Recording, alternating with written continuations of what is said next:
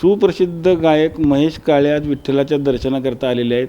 ते एका अभंगाची सेवा करता सादर करणार आहेत. काय नक्की आज तुम्ही विठ्ठलाच्या दर्शनाला आलेला, काय तुमचा अभंग असणार? नाही, अभंग असं नाही, मी एक अभंगवारी या नावाने कार्यक्रम करतो दरवर्षी. तर मला मनामध्ये असं आलं की अभंगवारी आपण कार्यक्रम जो करतो तो कार्यक्रम करण्यापूर्वी विठ्ठलाला भेटून त्याचा आशीर्वाद घेऊन मग तो कार्यक्रम करावा. त्याकरता मी आता भेटायला आलो आहे. काल अमेरिकेतनं भारतात आलो. तिथून फलटणला आज सकाळी जरा चाललो सकाळी वारीत. मग इथे आलो आहे, आता विठ्ठलाला भेटणार. त्यानंतर पुणे, मुंबई, अक्कलकोट, गोवा, हैदराबाद, चेन्नई आणि बंगलोर असे अभंगवारीचे कार्यक्रम करून मग जाणार. आज विठ्ठलाच्या मंदिरात आलाय, काय अभंग म्हणताल? देवाचं कसं वर्णन करताल तुमच्या?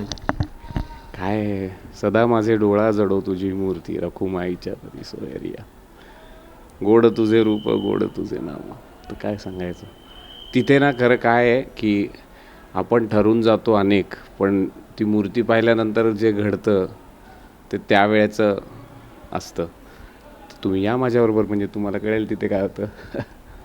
तुम्ही आत्तापर्यंत जो अभंग गायलेला आहे विठ्ठलावरती, तो एक आपल्या प्रेक्षकांना खास तुमच्या आवाजात चांगला म्हणा. जन्मोजन्मी आम्ही बहु पुण्य केले, तेव्हा या विठ्ठले कृपा केली. जन्मोजन्मी आम्ही बहु पुण्य केले. आता विठ्ठलाचं दर्शन घेऊन तुम्ही जो अभंग म्हणणार, काय नक्की थीम असणार? ती थीम काय नाही, अभंग हीच थीम. कुठला होता तो अभंग? कधी तुम्ही परत तो? आता कळाल मला तुम्ही काय विचारताय. मी ना एक अभंग लिहिला इतक्यात पहिल्यांदा. अभंग म्हणूयात नको, संत लिहितात ते अभंग, आम्ही लिहितो ते गाणी. पण विठ्ठला करता माझ्याकडनं एक काव्य लिहिलं गेलं, त्याला चालही मीच दिली आहे. तर ते आता पाहूया कसं होतं तिकडे. जर ऐकवता आला तर तोही ऐकवेन, आणि तो मग जाऊन रेकॉर्ड करणार आता मी, आणि मग लोकांच्या पुढे तो येईल. ओके, धन्यवाद.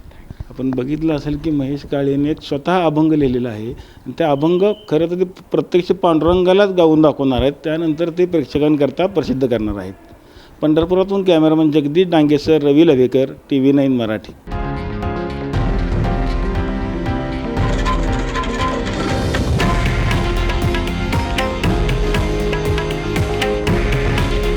हे आहे देशातील नंबर 1 न्यूज नेटवर्क, आणि आपण पाहत आहात TV9 मराठी.